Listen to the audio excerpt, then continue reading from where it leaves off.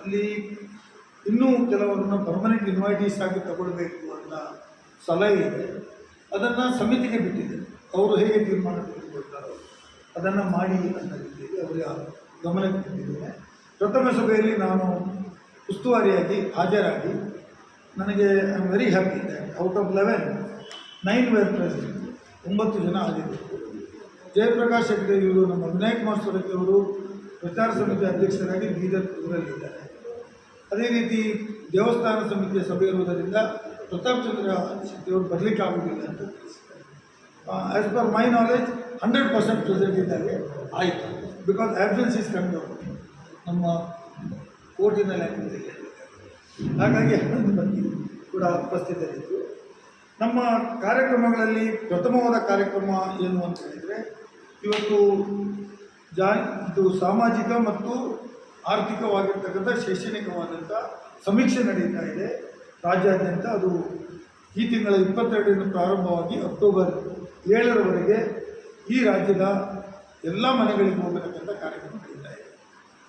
ಈಗಾಗಲೇ ಒಂದು ಹಂತದಲ್ಲಿ ಮನೆಗೆ ಹೋಗಿ ಸ್ಟಿಕ್ಕರ್ ಅಂಟಿಸಿ, ನಾವು ಈ ದಿವಸ ಬರ್ತೀವಿ, ನೀವು ಈ ಸಮೀಕ್ಷೆಯಲ್ಲಿ ಭಾಗವಹಿಸಬೇಕು ಅಂತ ಈಗಾಗಲೇ ತಿಳಿಸುವಂಥ ಕಾರ್ಯಕ್ರಮ 100% ಆಗಿದೆ ಅಂತ ನನ್ನ ಭಾವನೆ. ಯಾಕೆಂದರೆ ನನ್ನ ಮನೆಗೂ ಬಂದಿದ್ದಾರೆ, ನನ್ನ ನೆರೆಯವರ ಮನೆಗೂ ಬಂದಿದ್ದಾರೆ, ಯಾರೂ ನನ್ನ ಮನೆಗೆ ಬರಲಿಲ್ಲ ಅಂತ ಹೇಳಿ.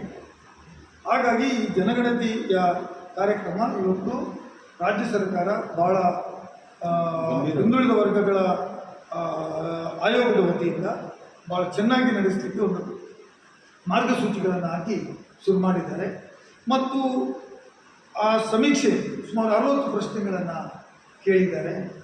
ಮನೆ ಮನೆಗೆ ಹೋದಾಗ ನಾನು ನಮ್ಮ ಜಿಲ್ಲೆಯಲ್ಲಿ ನೋಡಿದ್ದೇನೆ, ತುಳಸಿ ಮಂದಿನಿ ಇನ್ಚಾರ್ಜ್ ಸೆಕ್ರೆಟರಿ ಅವರು ಬಂದು ಹೇಳಿದ್ದಾರೆ, ಓನ್ಲಿ 20 ಹೌಸಸ್ ಪರ್ 1 ಟೀಚರ್ ಅಥವಾ 1 TV ಕೊಟ್ಟಿದ್ದಾರೆ. 20 ಮನೆಗಳಿಂದ ಜಾಸ್ತಿ ಮಾಡಿದ್ದಾರೆ.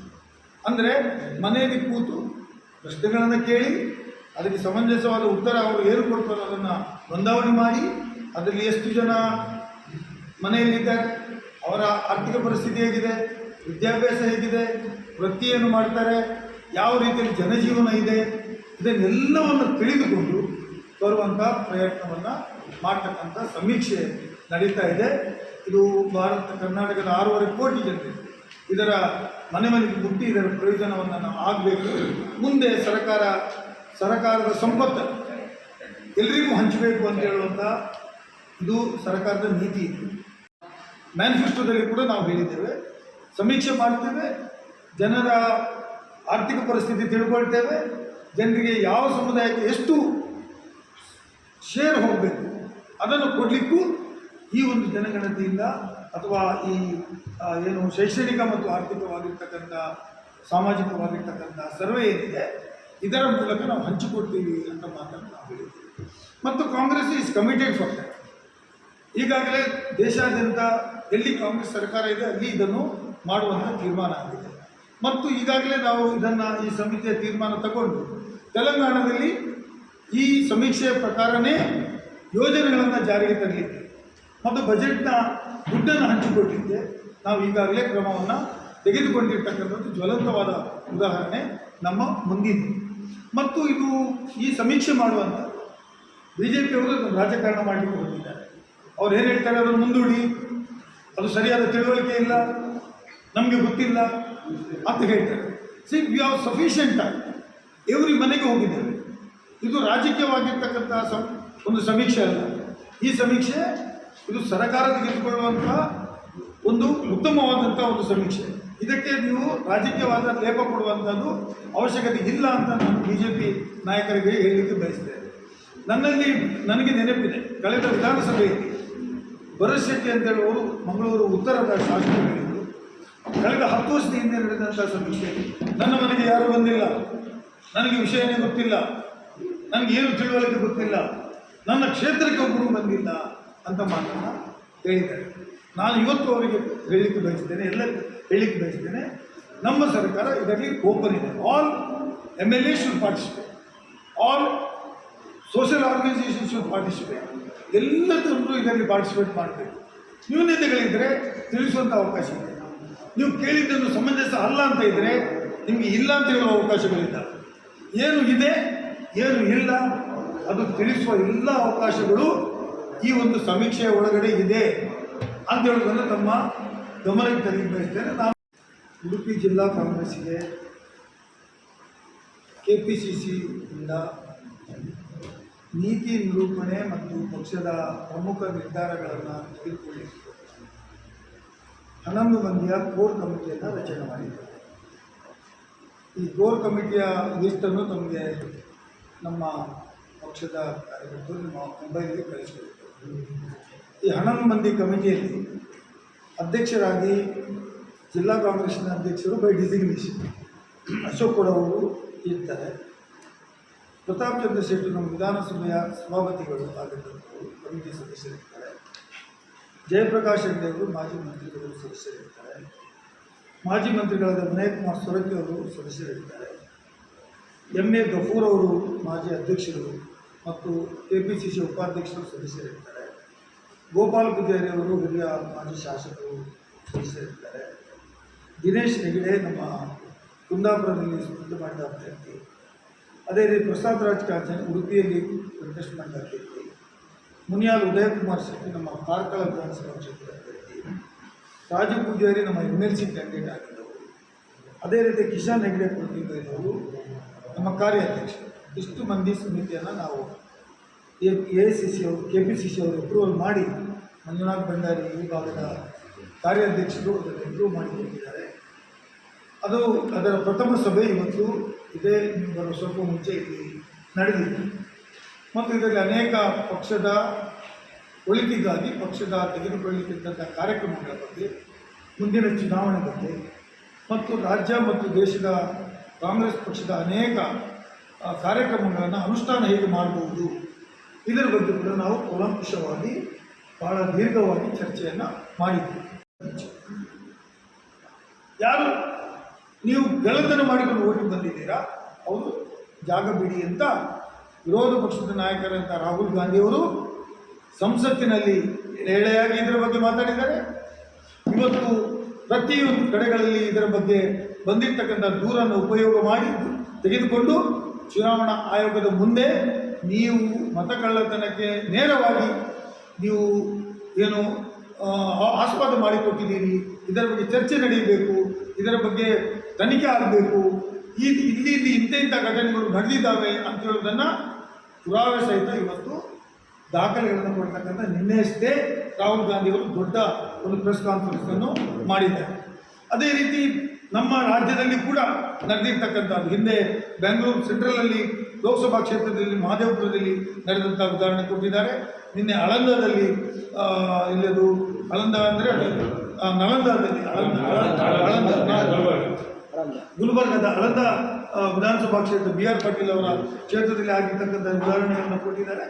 ಇದು ಯಾವುದೇ ಕಾರಣ ಪ್ರಜಾಪ್ರಭುತ್ವದಲ್ಲಿ ಮತದಾನದ ಹಕ್ಕೆ ಸುಪ್ರೀಂ ಆಗಿರ್ತಕ್ಕಂಥ every vote is to build the nation. ಪ್ರತಿಯೊಂದು ಓಟು ಈ ದೇಶವನ್ನು ಕಟ್ತಕ್ಕಂಥ ನಮ್ಮ ಇರುವಂಥ ದೊಡ್ಡ ಹಕ್ಕುಗಳಲ್ಲಿ ದೇಶದಲ್ಲಿ ಇರಲಿಕ್ಕೆ ಕೊಟ್ಟಿರ್ತಕ್ಕಂಥ ಹಕ್ಕು, ಸ್ವಾತಂತ್ರ್ಯದ ಹಕ್ಕು, ಅದು ಮತದಾನ. ಅದನ್ನೇ ಕಳ್ಳತನ ಮಾಡ್ತೀವಿ ಅಂತ ಆದರೆ ನಾವು ಹೇಗಿದ್ದೇವೆ? ಪ್ರಜಾಪ್ರಭುತ್ವ ಹೇಗೆ ಸಕ್ಸಸ್ಫುಲ್ ಆಗ್ತದೆ? ಅದನ್ನು ಗಟ್ಟಿ ಮಾಡುವವರು ಯಾರು? ಇದು ಪ್ರಶ್ನೆಗಳು ಬರ್ತದೆ. ಹಾಗಾಗಿ ಸರ್ಕಾರ, ಅದು ಕೇಂದ್ರ ಸರ್ಕಾರ ಇರ್ಬೋದು, ಚುನಾವಣಾ ಆಯೋಗ ಇರ್ಬೋದು, what ever the suggestion given by the opposition, ಅದನ್ನು ಪಾಸಿಟಿವ್ ಆಗಿ ತಗೊಳ್ಳಿ ಅಂತ ನನ್ನ ರಿಕ್ವೆಸ್ಟ್. ಸಜೆಷನ್ಸ್ಗಳನ್ನು ಪಾಸಿಟಿವ್ ಆಗಿ ತೆಗೆದುಕೊಳ್ಳುವಂಥ ಶಕ್ತಿ ಆಡಳಿತ ಪಕ್ಷಕ್ಕೆ ಬರೋದಿಲ್ಲವೋ that is not a good democracy ಅಂತ ನಾನು ಹೇಳಲಿಕ್ಕೆ ಬಯಸ್ತೇನೆ. ವಾಟ್ ಎವರ್ ಇಟ್ ಈಸ್, ನಾವು ನಮ್ಮ ತಪ್ಪುಗಳನ್ನು ಆಗಿರ್ತಕ್ಕಂಥ ತಪ್ಪುಗಳನ್ನು ಎತ್ತಿ ತೋರಿಸಿದಾಗ ಅದನ್ನು ಒಪ್ಪಬೇಕು ಅಥವಾ ಅದನ್ನು ಕ್ರಮ ತಗೊಳ್ಬೇಕು ಹೊರತು if you are not accepting ಅದು ಮಕ್ಕಳಾಗಿದೆ, ಅದು ಅವನು ಹೇಳಿದ್ದು ಸರಿ ಇಲ್ಲ ಅಂತ ಹೇಳಿದರೆ ದಟ್ ಈಸ್ ಎ ಡೆಮೋಕ್ರಸಿಯ ದುರಷ್ಟ ಅಂತ ನಾನು ಹೇಳ್ತೇನೆ. ಸ್ಪಷ್ಟವಾಗಿ ಹೇಳಿದ್ದೇನೆ. ಕ್ರಿಶ್ಚಿಯನ್ ಅಂದರೆ ಕ್ರೈಸ್ತ ಸಮುದಾಯದವರು ಎಲ್ಲರೂ ಕ್ರಿಶ್ಚಿಯನ್. ಕಾಲಮ್ ನಂಬರ್ 9ನಲ್ಲಿ ಧರ್ಮಗಳು ಯಾವ್ದು ಅಂದರೆ ಹಿಂದೂ, ಮುಸ್ಲಿಂ, ಕ್ರೈಸ್ತ, ಸಿಖ್, ಪಾರ್ಸಿ, ಜೈನ ಇದೆಲ್ಲ ಹೇಳಿದ್ದಾರೆ. ಅದರಲ್ಲಿ ಕ್ರಿಶ್ಚಿಯನ್ ಅಂತ ಬರೀರಿ ಅಂತ ನಾವು ನಮ್ಮ ಅನುಯಾಯಿಗಳಿಗೆ ಕೇಳಿದ್ದೀವಿ, ನಮ್ಮ ಧರ್ಮದ ಹೇಳಿದೆ. ಅದೇ ರೀತಿ ನೀವು ಕೇಳ್ಬೋದು, ಅದು ಸಂಸ್ಕೃತ ಧರ್ಮಗಳಿದ್ದಾವಲ್ಲ ವರ್ಗ ನಮ್ಮಲ್ಲಿ ಇದೆ, ಅದು ಡಿನಾಮಿನೇಷನ್ಸ್. ನಮ್ಮಲ್ಲಿ ರೋಮನ್ ಕ್ಯಾಥಲಿಕ್ ಇದ್ದಾರೆ, ರೋಮನ್ ಕ್ಯಾಥಲಿಕ್ ಇದ್ದಾರೆ, ಮತ್ತು ಇದು ಪೆಂಟಕೋಸ್ಟ್ ಇದ್ದಾರೆ, CSI ಇದ್ದಾರೆ. ಅದು ಬೇಕಾದ್ರೆ ಬರೀ it's option. Ultimately those believe Christians R Christians. ಅದು ಯಾಕೆ ಮಾಡಿದ್ದಾರೆ ಅಂತ ಚುನಾವಣಾ ಆಯೋಗನೇ ಹೇಳಬೇಕಿತ್ತು. ನಾವೇನು ಹೇಳಿ ಅದರ ಬಗ್ಗೆ ನಾವು ತಲೆಕೆಡಿಸಿಕೊಳ್ಳುವುದಿಲ್ಲ. ನಿಮಗೆ ಬೇಕಾದರೆ ಬರೀ ಇಟ್ಸ್ ಆಪ್ಷನಲ್. ಅದು ಗೊತ್ತಿಲ್ಲ ಆದರೆ ಗೊತ್ತಿಲ್ಲ, ಅದು ಸೇರಿದವನಲ್ಲ ಅದರಲ್ಲ ಅಂತ ಬರೆಯುವಂಥ ಆಪ್ಷನು 60ರಲ್ಲಿ ಕ್ರಿಶ್ಚಿಯನ್ಗಳಿದೆ. ಅದನ್ನು ಇಲ್ಲ ಆಪ್ಷನ್ ಆದ ಕೂಡಲೇ ಈಗ ಕ್ರಿಶ್ಚಿಯನ್ ಅನ್ನುವಂಥ ಒಂದು ಕಮ್ಯುನಿಟಿಯ ಸಂಖ್ಯೆ ಕಡಿಮೆ ಆಗುವುದಿಲ್ವಾಗ? ಇಲ್ಲ, ಕ್ರೈಸ್ತರು ಅಂತ ಬರೆದ ಕೂಡಲೇ ನಮ್ಮ ನಂಬರ್ ಬಂದೆ. I am also responsible to give knowledge to each and every one. ಎಲ್ಲರಿಗೆ ಅದರ ಗಮನಕ್ಕೆ ತಂದು ಈ ಒಂದು ಸಮೀಕ್ಷೆಯನ್ನು ಅತ್ಯಂತ ಯಶಸ್ವಿ ಮಾಡಬೇಕು ಅಂತ ಹೇಳುವಂಥದ್ದು ನಮ್ಮ ತೀರ್ಮಾನ ಆಗಿದೆ. ಇದು ನಿಮ್ಮ ಗಮನಕ್ಕೆ ತರಲಿಕ್ಕೆ ಬಯಸ್ತೇನೆ. ನ್ಯೂನತೆಗಳಿದ್ದರೆ ನಿನ್ನೆ ಕ್ಯಾಬಿನೆಟ್ನಲ್ಲಿ ಕೂಡ ಭಾಳಷ್ಟು ಚರ್ಚೆಗಳಾಗಿದ್ದಾವೆ. ಅದು ಕೆಲವು ಬೇಕು, ಕೆಲವು ಬೇಡ, ಕೆಲವು ಬೇಡದನ್ನು ತೆಗಿಬೇಕು, ಕೆಲವು ಪ್ರಶ್ನೆಗಳು ಕೇಳಬಾರ್ದು, ಕೆಲವು ಕ್ವಶನ್ನಲ್ಲಿ ಅಗತ್ಯ ಇಲ್ಲ ಅಂತ ಹೇಳುವಂಥದ್ದು ಚರ್ಚೆ. ಅದು ಸರ್ಕಾರ ಅಥವಾ ಕ್ಯಾಬಿನೆಟ್ ಏನು ತೀರ್ಮಾನ ತೆಗೆದುಕೊಳ್ತೋ ಅದಕ್ಕೆ ನಾವೆಲ್ಲ ಬದ್ಧರಾಗಿ ಮಾಡಬೇಕಾಗತ್ತೆ. ಏನು ಕೊಟ್ಟರು ಏನು ತೆಗೆದುಕೊಂಡ್ರು ಎ ಇಂಡಿಪೆಂಡೆಂಟ್ ಬಾಡಿ ಆಫ್ ಹಿಂದುಳಿದ ವರ್ಗಗಳ ಆಯೋಗ ಇದು ತೀರ್ಮಾನ ತೆಗೆದುಕೊಳ್ಳಿ. ಇವತ್ತು ಹಿಂದುಳಿದ ವರ್ಗಗಳ ಆಯೋಗ ರಚನೆ ಆಗಿದ್ದು ಸುಪ್ರೀಂ ಕೋರ್ಟಿನ ಇಂದ್ರಾಣಿಯವರ ಕೇಸಿನ ಮುಖಾಂತರ ಸಾಮಾಜಿಕ ನ್ಯಾಯಕ್ಕಾಗಿ. ಹಾಗಾಗಿ ಆ ತೀರ್ಮಾನ ತೆಗೆದುಕೊಳ್ಳಲಿಕ್ಕೆ ಆ ಸಮಿತಿ ಇದೆ, ಅಟಾನಮಸ್ ಬಾಡಿ ಇದೆ, ಅಲ್ಲಿ ತೀರ್ಮಾನ ತೆಗೆದುಕೊಳ್ಳತಕ್ಕಂಥದ್ದು ಒಂದು ಎಲ್ಲರಿಗೂ ಸಮಂಜಸವಾಗಿ ನ್ಯಾಯ ಸಿಗ್ತದೆ ಅಂತ ಹೇಳೋದು ನನ್ನ ಅಭಿಪ್ರಾಯದಲ್ಲಿ ಮಾತುಗಳು. ಇದು ಒಂದು. ಎರಡನೇದು, ಇವತ್ತು ನಾವು ಕೋರ್ ಕಮಿಟಿಯಲ್ಲಿ ತೀರ್ಮಾನ ತೆಗೆದುಕೊಂಡಿರ್ತಕ್ಕಂಥದ್ದು ವೋಟ್ ಚೋರ್ ಗದ್ದಿ ಚೋರ್. ವೋಟ್ ಚೋರ್ ಗದ್ದಿ ಚೋರ್. ಯಾರು ವೋಟನ್ನು ಕಳ್ಳತನ ಮಾಡಿ ಅಧಿಕಾರಕ್ಕೆ ಬಂದಿದ್ದೀರೋ ಅವರು ಜಾಗ ಕಳೆದು ಮಾಡಿ ಅಂತ ಹೇಳಿ. ವೋಟ್ ಚೋರ್ ಗದ್ದಿ ಚೋರ್. Opposition is having say and ruling party is having way ಅಂತ ಹೇಳುವಂಥದ್ದು ಭಾಳ ಓಲ್ಡ್ ಗಾದೆ. ನಾವು ಹೇಳಲಿಕ್ಕೆ ತಪ್ಪು ಹೇಳಬೇಕು, ಅವರದನ್ನು ಸರಿ ಮಾಡಬೇಕು. ಸರಿ ಮಾಡುವ ಅಧಿಕಾರ ಅವರಿಗೆ, ಅದಕ್ಕೆ ಅಧಿಕಾರ ಕೊಟ್ಟಿರ್ತಕ್ಕಂಥ ಇದನ್ನು ನಾನು ತಮ್ಮ ಗಮನಕ್ಕೆ ತರಲಿಕ್ಕೆ ಬಯಸ್ತೇನೆ. ಅದಕ್ಕಾಗಿ ವೋಟ್ ಚೋರ್ ಗದ್ದಿ ಚೋರ್ ಇದನ್ನು ಇಡೀ ಕರ್ನಾಟಕ ರಾಜ್ಯ will fight and stand along with Rahul Gandhi. We will stand by you sir ಅಂತ ಹೇಳಿದೆ.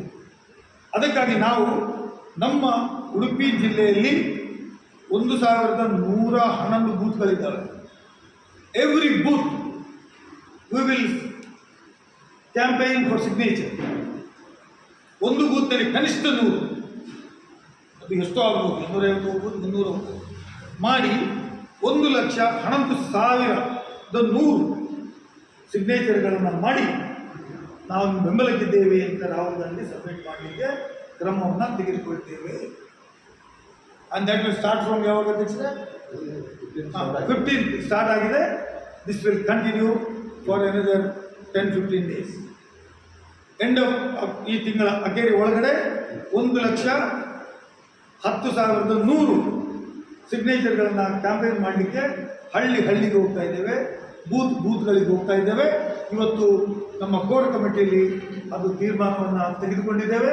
ಮತ್ತು ಮುಂದಕ್ಕೆ ಮೊನ್ನೆಯಷ್ಟೇ BCCಯಲ್ಲಿ ಕೂಡ ಅದು ತೀರ್ಮಾನವನ್ನು ತೆಗೆದುಕೊಂಡಿದ್ದಾರೆ. ಜಿಲ್ಲಾಧ್ಯಕ್ಷರು ಎಲ್ಲರ ಸಹಕಾರವನ್ನು ಪಡೆದು ಈ ಒಂದು ಕಾರ್ಯಕ್ರಮವನ್ನು ಯಶಸ್ವಿ ಮಾಡ್ತೇವೆ. ಇದು ಇಡೀ ರಾಜ್ಯದಲ್ಲಿ ನಡೆಯುವಂಥ ಕಾರ್ಯಕ್ರಮ. ಇಡೀ ರಾಜ್ಯದಲ್ಲಿ, ಇಡೀ ರಾಷ್ಟ್ರದಲ್ಲಿ ಕಾಂಗ್ರೆಸ್ ಪಕ್ಷ ಈ ಆಂದೋಲನ ಮಾಡ್ತಾ ಇದೆ. ಇಡೀ ರಾಷ್ಟ್ರ ಸುಸೇದ ರಾಹುಲ್ ಗಾಂಧಿ ಮಾಡುವಂಥ ಹೋರಾಟಕ್ಕೆ, ನಮ್ಮ ವಿರೋಧ ಪಕ್ಷ ನಾಯಕರು ಮಾಡುವಂಥ ಹೋರಾಟಕ್ಕೆ ನಮ್ಮದು ಬೆಂಬಲ ಇದೆ ಅಂತ ಹೇಳುವಂಥ. ಅದೇ ರೀತಿ ಮುಂದೇನು ಇದು ಅದಕ್ಕೆ ಇದು ಇಸ್ ಎ ಕಂಟಿನ್ಯೂಸ್ ಪ್ರೋಸೆಸ್. ಈ ಪ್ರೋಸೆಸ್ ನಡೀತಾ ಇದೆ. ಈಗ ನಾವು ಪಾದಯಾತ್ರೆಗಳನ್ನು ಮಾಡಿದ್ದೀವಿ. ಇದು ಜನರ ಗಮನಕ್ಕೆ ತರಬೇಕಲ್ವಾ. ನಾನು ಫಸ್ಟಿಗೆ ತಮಗೆ ಹೇಳಿದೆ, opposition is having say, ruling is having way. Ruling ಪಾರ್ಟಿಯವ್ರಿಗೆ ಮಾಡಲಿಕ್ಕೆ ಅವಕಾಶ ಇದೆ, ನೀವು ಸರಿ ಮಾಡಿ ಅಂತ ನಾವು ಹೇಳುವಂಥದ್ದು. ಹಾಗಾಗಿ ನಾವು ನಮ್ಮ ಒತ್ತಡವನ್ನು ಹಾಕಲಿಕ್ಕೆ ಈಗ ಹೇಳಿದ್ದೇವಲ್ಲ, ವೋಟ್ ಚೋರ್ ಗದ್ದಿ ಚೋರ್ ಅಂತೇಳಿ 1,10,000 ಸಿಗ್ನೇಚರನ್ನು ನಮ್ಮ ಒಂದು ಜಿಲ್ಲೆಯಿಂದ ಕಳಿಸ್ತೀವಿ. Is it not a a supporting programme for the Congress party ಮಾಡ್ತೀವಿ. ಮುಂದಕ್ಕೆ ಆಗದೇ ಇದ್ದರೆ ಮುಂದೆ ಏನು ಅಂತ ತೀರ್ಮಾನ AICC ಲೆವೆಲಲ್ಲಿ ತಗೊಳ್ತಿದೆ. ಅದು ಇಲ್ಲಿ ಕೂಡ ಪಾಲನೆ ಆಗುತ್ತೆ. ಈಗ ಚುನಾವಣಾ ಆಯೋಗ ಅದನ್ನು ನಿರಾಕರಣೆ ಮಾಡ್ತಾ ಇದೆ. ಅದು ಚುನಾವಣಾ ಆಯೋಗ ನಿರಾಕರಣೆ ಮಾಡ್ತದೋ ಅಥವಾ ಕೇಂದ್ರ ಸರ್ಕಾರ ನಿರಾಕರಣೆ ಮಾಡಿಸ್ತದ? ನಿರಾಕರಣೆ ಮಾಡುವಂಥದ್ದು ಅವರ ಎವಿಡೆನ್ಸ್ ಕೊಡಿ ಅಂತ ಕೇಳ್ತಾರೆ. ನಾವು ಬೇಕಾದಷ್ಟು ಎವಿಡೆನ್ಸ್ ಕೊಟ್ಟಿದ್ದೇವೆ, ಅದರ ಬಗ್ಗೆ ಚರ್ಚೆ ಆಗಲಿ, ಅವರು ಪಾಸಿಟಿವ್ ಆಗಿ ತಗೊಳ್ಳಿ ಅಂತ ನಾನು ಹೇಳೋದು. ಅಫಿಡವಿಟ್ ಚುನಾವಣಾ ಆಯೋಗದವರು ಅದನ್ನು ಪಾಸಿಟಿವ್ ಆಗಿ ತಗೊಳ್ಳಿ, ನೀವು ಅದನ್ನು ನೆಗೆಟಿವ್ ಆಗಿ ತಗೊಳ್ತೀರಿ ಯಾಕೆ? ಚುನಾವಣಾ ಆಯೋಗ ಜನರಿಗಾಗಿ ನೀವು ಅಫಿಡವಿಟ್ ಕೊಡಿ, ಕೊಟ್ಟರೆ ಮಾತ್ರ no, it is not your duty. ನಾವು ಮತದಾನಕ್ಕೆ ಹೋಗಿ ಹೊರಗೆ ಬಂದ ಕೂಡಲೇ ಮತದಾನ ಇಲ್ಲ ಅಂತ ಹೇಳಿದ ಕೂಡಲೇ is it not the duty of the ಚುನಾವಣಾ ಆಯೋಗ ಟು ಎಕ್ಸಾಮಿನ್ ಇಟ್? ನಾವು ಫಾರ್ಮ್ ನಂಬರ್ 7 ಕೊಟ್ಟಿದ್ದೇವೆ ಟ್ರಾನ್ಸ್ಫರಿಗೆ, ಫಾರ್ಮ್ ನಂಬರ್ 6 ಎಡಿಷನ್ಗೆ ಕೊಟ್ಟಿದ್ದೇವೆ. ಅದು ಎಲ್ಲಿ ಹೋಯಿತು? ಏನು ಒಂದು ಮನೆಯಲ್ಲಿ ಒಂದು ಡೋರ್ ನಂಬರ್ನಲ್ಲಿ 400-500 ವೋಟ್ ರಿಜಿಸ್ಟರ್ ಆಗ್ತದೆ ಅಂತ ಆದರೆ ಆ ಎವಿಡೆನ್ಸ್ ಸುಳ್ಳ? ಅವರು ಮೀಡಿಯಾದ ಮುಂದೆ ಬಂದು ಹೇಳ್ತಾರೆ, ನನ್ನ ಒಂದು ಮನೆಯಲ್ಲಿ ಡೋರ್ ನಂಬರ್ನಲ್ಲಿ 400 ವೋಟ್ ರಿಜಿಸ್ಟರ್ ಆಗಿದೆ. You go investigative. ನಿಮಗೂ ವ್ಯವಸ್ಥೆ ಸುಧಾರಣೆ ಆಗಬೇಕು ತಾನೆ. ಇವತ್ತು ಕೋರ್ ಕಮಿಟಿಯಲ್ಲಿ ತಯಾರು ಮಾಡತಕ್ಕಂಥ ಕೆಲಸಕ್ಕೆ ಕೈ ಹಾಕಿದ್ದೇವೆ. ನಮಗೆ ಹೋಪ್ಸ್ ಇದೆ, ಖಂಡಿತವಾಗಿ ಡಿಸೆಂಬರ್ ಒಳಗಡೆ ಜಿಲ್ಲಾ ಪಂಚಾಯತ್, ತಾಲೂಕು ಪಂಚಾಯತ್ ಮಚ್ ವೇಟಿಂಗ್ ಚುನಾವಣೆ ನಡೆಯುತ್ತದೆ. ಈಗಾಗಲೇ ರಿಸರ್ವೇಷನ್ಗಳನ್ನು ಕೊಡ್ತಕ್ಕಂಥ ಕೆಲಸಗಳು ಆಗಿದ್ದಾವೆ ಮತ್ತು ಈ ಚುನಾವಣೆಗಳು ಬ್ಯಾಲೆಟ್ ಪೇಪರ್ ಮೂಲಕ ಮಾಡಬೇಕು ಅಂತ ಹೇಳುವುದರ ಬಗ್ಗೆ ಕೂಡ ನಿನ್ನೆ ಕ್ಯಾಬಿನೆಟ್ನಲ್ಲಿ ಚರ್ಚೆ ಆಗಿದೆ. ವಿಧಾನಸಭೆಯಲ್ಲಿ ಕೂಡ ಇದು ಚರ್ಚೆ ಆಯಿತು. ಬಿಜೆಪಿಯವರಿಗೆ ಬ್ಯಾಲೆಟ್ ಪೇಪರ್ ಏನು ಎಲರ್ಜಿನ? It's a duty of the government. ಯಾರ ಜನರ ಒತ್ತಡ ಇದೆ ಯಾವುದರಲ್ಲಿ ಮಾಡಿ ಅಂತ ಅದರಲ್ಲಿ ಮಾಡ್ತಕ್ಕಂಥದ್ದು. Either you can go for EVM or for the ballot. ನಿನ್ನೆ ಸಂಗ್ರಿ ಅವರು, ನಮ್ಮ ಚುನಾವಣಾ ಆಯೋಗದ ರಾಜ್ಯ ಚುನಾವಣಾ ಆಯೋಗದ ಅಧ್ಯಕ್ಷರು ಹೇಳಿದ್ದಾರೆ, ನಾವು ಸರ್ಕಾರದ ನಿರ್ಧಾರಗಳನ್ನು ಪಾಲಿಸ್ತೀವಿ ಅಂತ ಮಾತನ್ನು ಹೇಳಿದ್ದಾರೆ. ಹಾಗಾಗಿ ಐ ಆಮ್ ಹೋಪ್ಫುಲ್ ದ್ಯಾಟ್ ಅದು ಚುನಾವಣೆ ಹೇಗೂ ನಡೆಯಲಿ, EVM ಅಂತ ನಡೆಯಲಿ ಅಥವಾ ಬ್ಯಾಲೆಟ್ ಪೇಪರ್ ನಡೆಯಲಿ, ಚುನಾವಣೆಗೆ ಸನ್ನದ್ಧರಾಗುವಂಥ ಕೆಲಸವನ್ನು ಜಿಲ್ಲಾಧ್ಯಕ್ಷರು ಮತ್ತು ಕೋರ್ ಕಮಿಟಿ ಮಾಡ್ತಾ ಇದ್ದಾರೆ. ಇವತ್ತು ಕಾಂಗ್ರೆಸ್ಸು ಇಡೀ ದೇಶದಲ್ಲಿ ಬಲಿಷ್ಠವಾಗಿ ಬೆಳೀತಾ ಇದೆ. ಬಿಹಾರದಲ್ಲಿ ನೀವು ಅಬ್ಸರ್ವ್ ಮಾಡಿದರೆ ರಾಹುಲ್ ಗಾಂಧಿ ಅವರ ವೋಟ್ ಚೋರ್ ಗದ್ದಿ ಚೋರ್ ಕಾರ್ಯಕ್ರಮದಲ್ಲಿ ಲಕ್ಷಾಂತರ ಜನ ಕೂಡಿ ಬಂದಿರತಕ್ಕಂಥದ್ದು ನಾವು ನೋಡಿದ್ದೀವಿ. ಇಡೀ ದೇಶದ ರಾಜಕಾರಣ ಬಿಹಾರದಲ್ಲಿಯೇ ಹಿಂದೆ ಕೂಡ ಬದಲಾವಣೆಯನ್ನು ತಂದಿರ್ತಕ್ಕಂಥದ್ದು ಅಲ್ವಾ? ಜಯಪ್ರಕಾಶ್ ನಾರಾಯಣ್ JP ಮುಂದಕ್ಕೂ ಒಂದು ಆಂದೋಲನ ಅಲ್ಲಿಂದ ಪ್ರಾರಂಭ ಮಾಡಿದ್ದಾರೆ ರಾಹುಲ್ ಗಾಂಧಿಯವರು ಶುಭ ಕೋರ್ತೇವೆ ಮತ್ತು ಅವರ ಜೊತೆ ನಾವು ಇದ್ದೇವೆ. ಈ ಪಕ್ಷದ ಕಾರ್ಯಕ್ರಮಗಳು ಯಶಸ್ವಿ ಆಗ್ತದೆ ಅಂತ ಹೇಳೋದನ್ನು ತಮ್ಮ ಮೂಲಕ ಸಮಾಜಕ್ಕೆ ತಿಳಿಸಲಿಕ್ಕೆ ಬಯಸಬೇಕು. ಇಷ್ಟು ನನ್ನ ಕಡೆ ಇದೆ. ಬಟ್ ಎಷ್ಟೋ ಲಿಸ್ಟ್ಗಳು ವಿದೌಟ್ ದಿ ಇನ್ಫಾರ್ಮೇಶನ್ ಆನ್ಲೈನಲ್ಲಿ ಕ್ಯಾನ್ಸಲ್ ಆಗಿದ್ದಾವೆ. ಒಂದು ನಿಮಿಷ, ನೀವು ಹೇಳ್ತೀರಿ ಬೂತಿ ಕಳಿಸ್ತಾರೆ, ಒಂದು